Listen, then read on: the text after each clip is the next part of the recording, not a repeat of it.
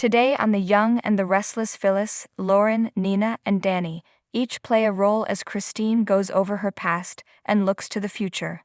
Phyllis appears and says, "Christine, hey." She sits on the opposite bench and Chris asks, "Did you want something?" Phyllis is just enjoying the day and her freedom. She offers her sympathies. Daniel told her she and Paul are done. Chris snaps that her marriage is none of her business. Phyllis just thought she could use some dating tips. Chris gops, "From you?" Phyllis learned Christine saw Danny last night and thinks she's connecting the dots. "Are you trying to rekindle something with Danny now that you've called it quits with Paul?" Chris informs Phyllis they aren't friends and won't be discussing her personal life. Phyllis advises her not to chase after Danny. Chris says that's her style. She should take her own advice.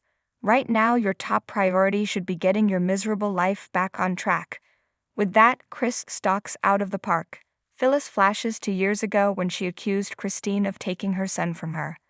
"I'm warning you and Danny. Don't screw up my relationship with my son because then I won't be responsible for my actions." Lauren appears and asks if Phyllis is okay. Phyllis says she just saw Christine, who will never see her as anything more than a thorn in her side. Lauren points out she sees her the same way. Phyllis flashes to arguing with Christine about the men in their lives. Phyllis tells Lauren she's tried to make peace with her.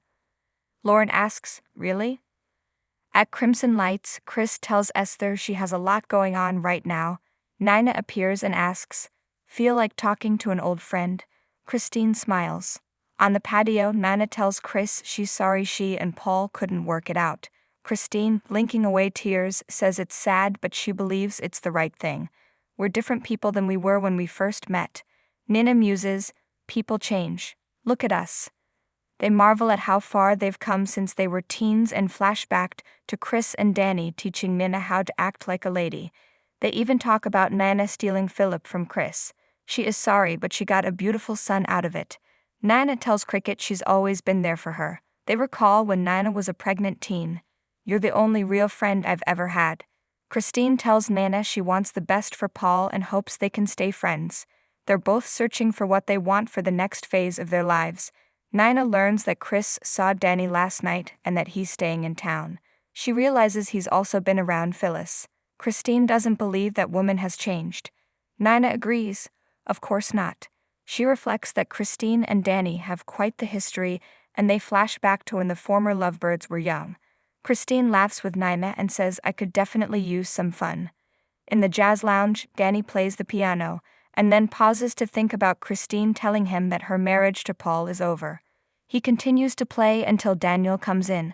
"Pretty tune." He notes it's a bit melancholy and asks what's going on. Sitting in the lounge, Danny admits to Daniel that he ran into Christine. He was affected more than he thought he'd be when she said she was finished with Paul. Knowing she's now free stirred up feelings and got him thinking about what might have been and what maybe still could be. Just then, Phyllis and Lauren walk in. Phyllis watches as Lauren hugs Danny hello and says, "It's so good to see you." They all sit down together and Daniel asks if Phyllis is okay. She admits she just had a little run-in with his godmother. Daniel wonders if she can't let the past go. Phyllis explains it's actually Christine who refuses to believe she's a changed woman. Lauren suggests she avoid her. Phyllis will try to do that. "From here on out I'm just going to make peace with Cricket." Danny thinks that's great. At Crimson Lights, Nina asks Chris if she could imagine reigniting a romance with Danny. Chris isn't sure, they've had so many starts and stops. Nina points out it wasn't his fault the way things turned out. Chris is well aware whose fault it was. She flashes to arguing with Danny about him sleeping with the redhead and telling him that his son is innocent in all of this. "He is here, and he is your responsibility. Now I think you should go." Danny aggressively kisses her as she cries, "I love you." Christine informs him she's marrying Paul over the holidays. Danny walks out as she screams, "How could you do this? How could you do this to us?"